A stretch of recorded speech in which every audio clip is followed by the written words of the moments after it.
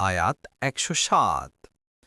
أفأمنوا أن تأتيهم غاشية من عذاب الله أو تأتيهم الساعة بغتة وهم لا يشعرون অনুবাদ: তবে কি তারা আল্লাহর সর্বগ্রাসী শাস্তি হতে বা তাদের অজান্তে কিয়ামতের আকস্মিক উপস্থিতি হতে নিরাপদ হয়ে গেছে? ১। এই আয়াতে হুঁশিয়ার করা হয়েছে যে তারা নবীগণের বিরুদ্ধাচরণের অশুভ পরিণতির প্রতি লক্ষ্য করে না।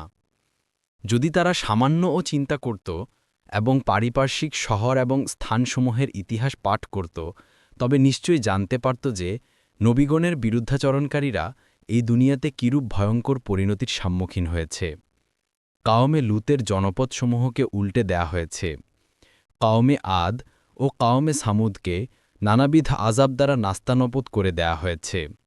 দুনিয়াতে তাদের উপর এ ধরনের আযাব আসার ব্যাপারে তারা কিভাবে নিজেদেরকে নিরাপদ ভাবছে। আর আখিরাত তো তাদের কাছে হঠাৎ করেই আসবে, যখন তারা সেটার আগমন সম্পর্কে কিছুই জানতে পারবে না। ইবনে আব্বাস বলেন, যখন আখিরাতের সে চিৎকার আসবে, তখন তারা বাজারে ও তাদের কর্মস্থলে কাজকারবারে ব্যস্ত থাকবে। বাগবি।